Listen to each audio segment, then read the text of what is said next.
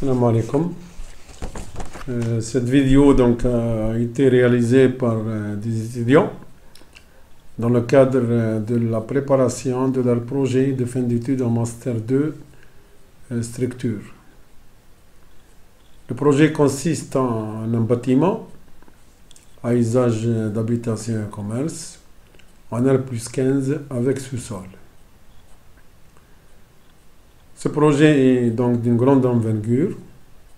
L'analyse du sol a permis donc de déceler que le sol a une faible capacité portante et que par conséquent les fondations superficielles telles que radier ou autres est insuffisant vis-à-vis de l'ampleur de l'ouvrage.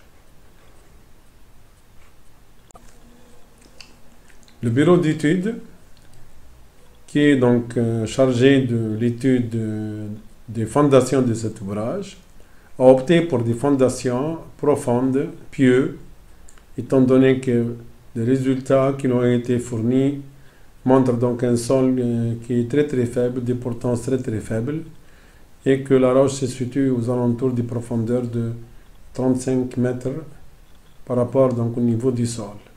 C'est pour cela donc qu'il a opté pour des fondations profondes, pieuses. La meilleure façon de disposer les pieux en général, c'est de les mettre directement sous poteau.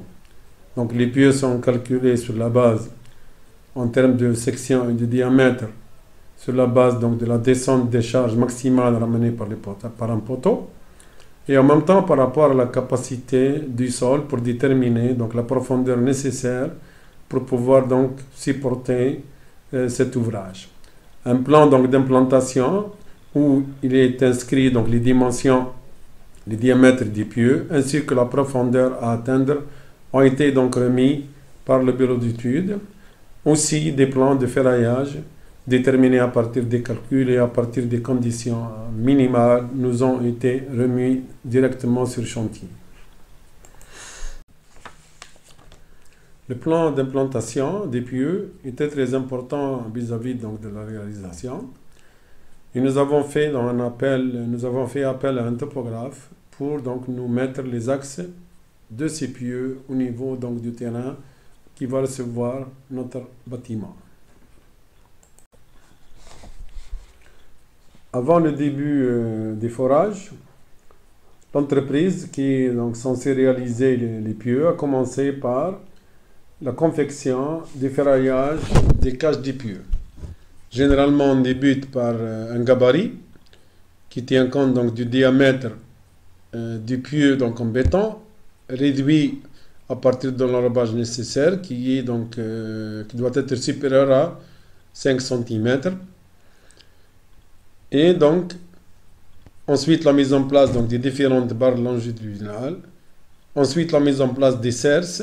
Donc, ce n'est pas des cadres, c'est un cerce continu, enroulé, autour de la ferraille, avec au niveau donc de la mise en place du pieu, juste au niveau de l'extrémité basse, un retournement des barres pour justement ne pas permettre une pénétration de l'armature dans le sol et en même temps concernant le soulèvement de la ferraille lors du coulage du pieu.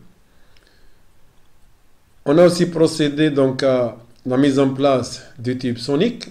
Ce tube sonique, comme vous pouvez le voir sur la figure, ils sont disposés donc le long de la ferraille des pieux pour permettre après le contrôle des pieux par les essais ce qu'on appelle soniques pour voir à peu près la continuité du béton lors de la mise en place. Aussi, des gaines sont mises dans la partie supérieure des armatures du pieu pour éviter donc qu'il y ait enrobage et liaison entre le béton et l'armature afin que le recépage, c'est-à-dire l'enlèvement du béton qui va monter en haut, qui est un béton médiocre, pour qu'il n'y ait pas donc une adhérence et comme ça donc le béton peut être facilement enlevé, décapé de la partie donc supérieure du pieu. Des écarteurs sont mis en place au niveau de l'extérieur de l'armature afin de buter contre le sol et permettre ainsi un enrobage efficace et adéquat vis-à-vis de ce qui a été donc demandé. Le forage, il se fait en général à partir de machines géotechniques ou machines de forage, équipées d'un outil de forage aussi.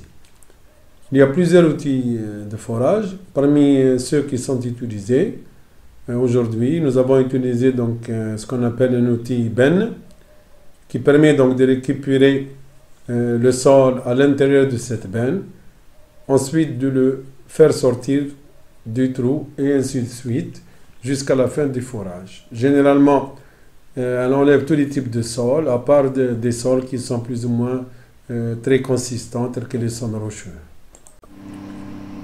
Au début du forage, il va falloir bien disposer donc l'axe de la benne au niveau de l'axe des pieux et commencer doucement à faire un trou pour ensuite donc enfoncer le forage jusqu'à une certaine profondeur.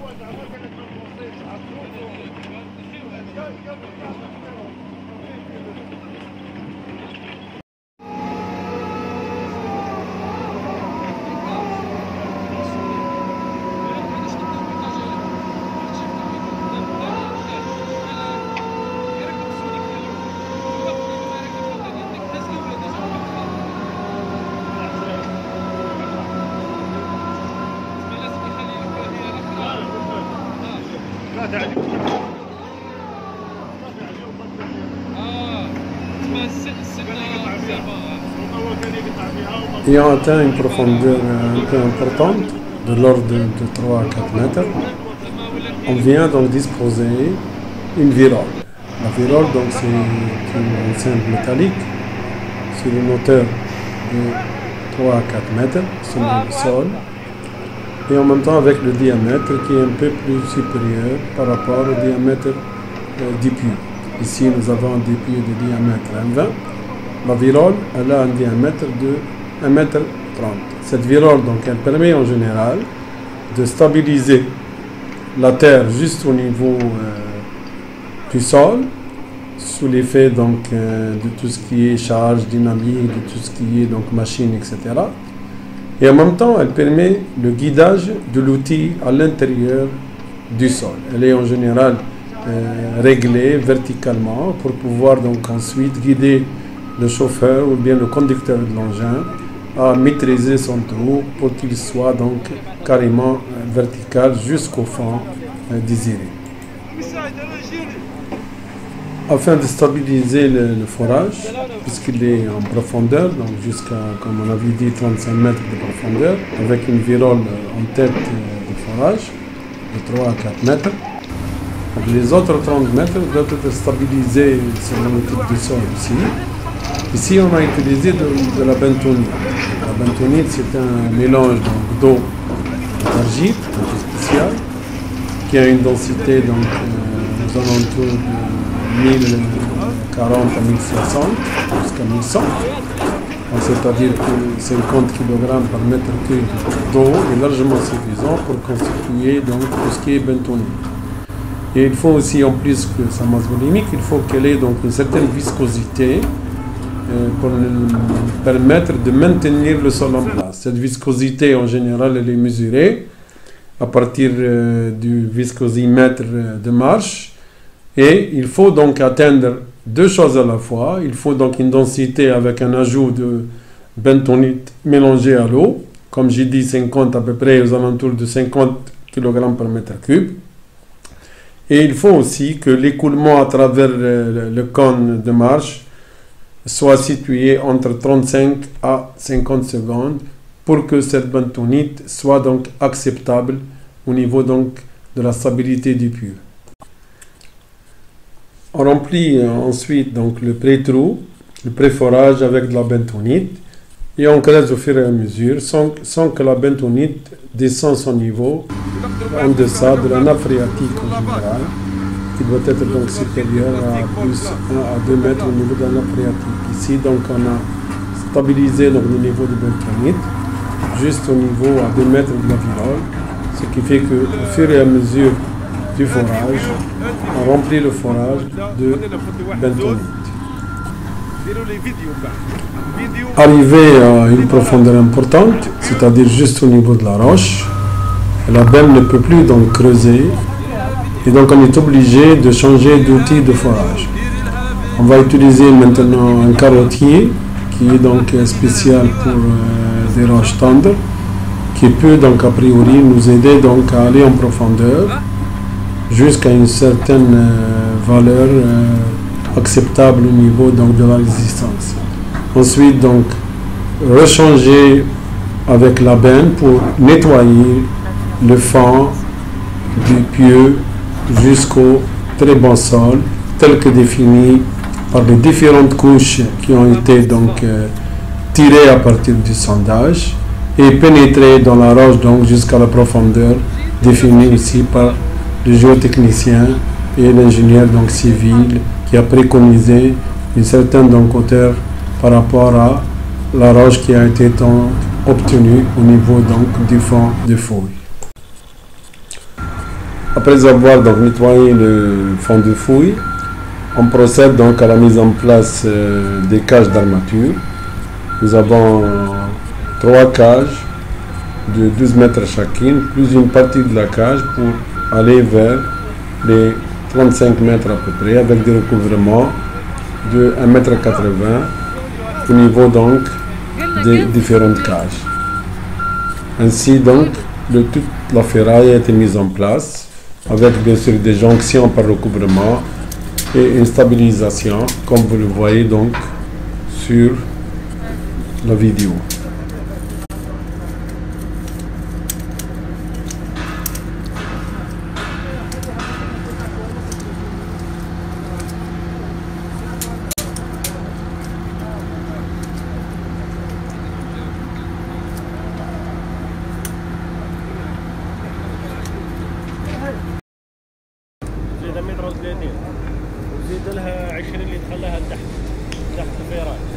Bien sûr, avant de procéder donc au coulage, la mise en place des armatures, nous avons déjà préparé au niveau du chantier tout ce qui est donc béton armé.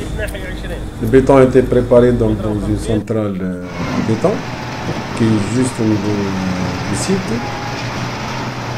On a donc préparé donc, les éprouvettes de béton pour pouvoir donc faire la contenance et surtout en termes de plasticité.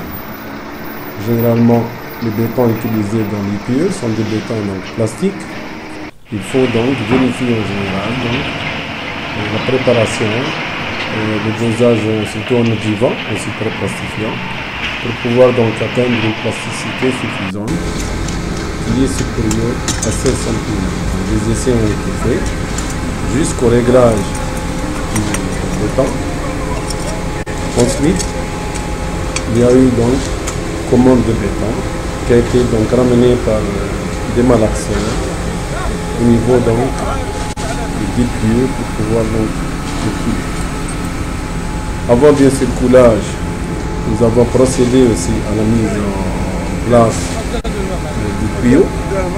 Généralement donc il faut mettre des tubes, ce qu'on appelle des tubes plongeurs, pour aller au fond du pieu. Le béton ne peut pas être posé à partir de la hauteur, mais il doit pénétrer à partir du fond pour qu'il puisse donc dégager toutes les eaux et toutes les décantations qui sont au fond du forage.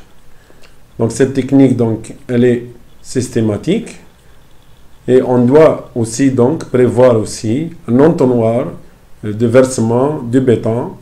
Et au niveau de cet entonnoir, il faut donc préparer un bouchon pour que quand le béton passe dans le tube plongeur, il ne touchera en aucun cas l'eau parce qu'il sera délavé sur une profondeur de, bien sûr, à peu près une hauteur d'eau de 33 mètres. Donc il faut faire un bouchon à l'avant et quand le béton va être versé dans l'entonnoir, il va pousser donc le bouchon jusqu'au fond. Et le bouchon, soit il va sortir, généralement on a utilisé ici des ballons en caoutchouc, donc gonflés, mis à l'avant du tube plongeur et au versement du béton. Le béton va pousser le ballon vers le bas, ensuite le ballon, soit il va éclater, soit il va sortir et comme ça donc on aura évité le délavement du béton par l'eau qui est donc à l'intérieur du forage. Avant le coulage aussi, on doit prendre le niveau par rapport à ce qu'on désire faire, par rapport au niveau 0,0, par rapport au sous-sol, et laisser une partie de béton par rapport au niveau qui est généralement allé de l'ordre de 1 à 1,5 fois le diamètre du puits, c'est-à-dire 1,60, 1,20 à 1,80, qui sera ensuite donc enlevé comme étant un mauvais béton. C'est ce qu'on appelle en général le recépage. Lors du remplissage du puits en béton, puisqu'il y a de la bentonite, donc la bentonite va monter en haut, et il va falloir donc la récupérer pour une autre réutilisation. Sinon, elle va donc complètement inonder le chantier. Donc, on est obligé de la récupérer. Cette bentonite donc, est récupérée par un tuyau, plongé aussi au niveau donc, du forage, et en même temps par une pompe qui va l'emmener jusqu'au réservoir. Avant qu'elle ne soit évacuée, il faut donc qu'on enlève donc, le sable et les parties donc, de terre dont elle a été pourrie avant. Et donc vous avez au niveau de la centrale à bentonite un désableur qui va donc essayer donc d'enlever tout ce qui est sable et terre pour que la bentonite soit réutilisée. Arrivé donc au niveau du béton au niveau voulu, quand ainsi donc est terminé le coulage du béton et le tube donc est enlevé, la partie du béton restante sera évacuée à l'extérieur pour ne pas avoir beaucoup de recépage à faire. Lors du coulage aussi, on verra à ce que des éprouvettes soient confectionnées, généralement par partie juste le long du coulage. Et après donc durcissement du béton, on peut donc commencer à dégager la partie fouille, enlever le sol, et comme on peut voir, donc l'autre partie, c'est la partie ce qu'on appelle la RCP qui doit être complètement enlevée. Ensuite, on passera à l'essai sonique pour confirmer donc la continuité du béton et vérifier aussi la résistance de ce béton. Voilà, ainsi donc prend fin à peu près la réalisation d'un pieu. Ça, je souhaite que ça va nous aider un peu à comprendre et à voir vraiment ce qu'il y a donc sur le chantier au niveau donc d'un seul pieu. Ça c'est une partie infime de ce qu'on appelle le génie civil. Voilà, merci, à bientôt, Inch'Allah. Wa ma salam.